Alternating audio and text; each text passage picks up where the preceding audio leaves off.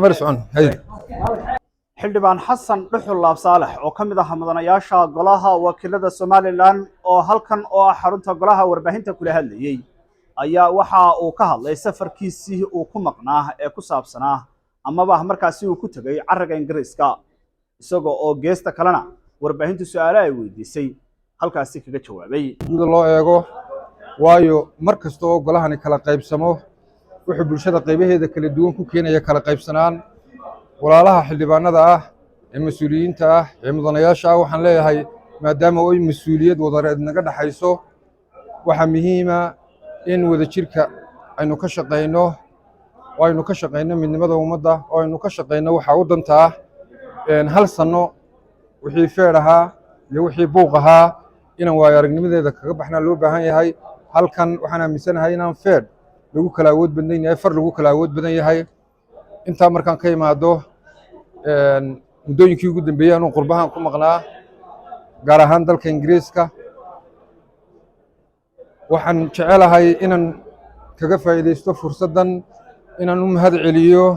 guud ahaan shacabweynaha reer Somaliland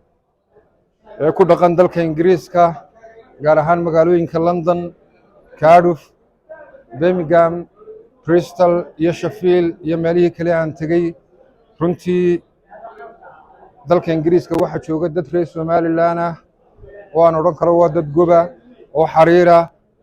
marka aan ka qiyaas qaato sida ii soo dhaweeyeen ina soo sagootiyeen way jiraan oo kolba dadkaasi muddo badan bay ku noolaayeen dalka Ingiriiska saddex bay u kala baxaan dad tagay dagaaladii labaad adduunyada oo Siimaaniska lagu yeero iyo dad 91kii wixii ka dambeeyay tagay iyo jiilka imika nool saddexdaa jiilba door iyo kaalin muuqatay dalkan dhiskiisa ka soo qaatay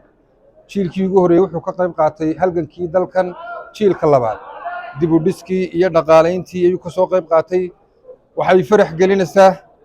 jiilka waqtiga nool ee labadii ku wixii ka dambeeyay ee dalka Ingiriiska ku dhashay waa cid kaliyaata ee qadiyadda Somaliland sida ugu weyn u iibisa inan kastoo halka ku dhashay gacantiisa waxa ku xidhan calanka Somaliland cid kastoo uu xiriir la leeyahay qadiyadda Somaliland uu gaarsiiya waqtiina qurbaha dadkeenaga jooga waxaynu uga baahannahay xirfad waxaynu uga baahannahay maalgashi waxaynu uga baahannahay waayo aragnimo runtii way muuqataa in doorka hay'adda qurba joog aanay sidii la rabay weli u shaqayn laakiin waxa jooga dadkooga jecel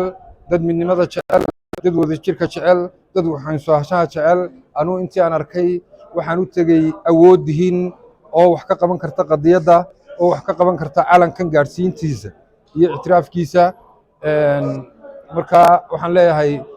kaliya tay meedan soo dhaweynay way maamuusteen way sharafteen fursad bay tahay inaan ka faa'iideysto oo dadkii kala duwanaa u mahad celiyo waayo intii aan dalka Ingiriiska joogay gobol kastoo reer Somaliland dadkiisu si gaar ah soo dhaweeyeen waxay gala hadleen midnimada waxay gala hadleen golahan waxa weyn ay ka filayaan fariintaana kulli golaha wakiilada waan gaarsiin doonaa idina waad mahadsantihiin qurba jooguna waxa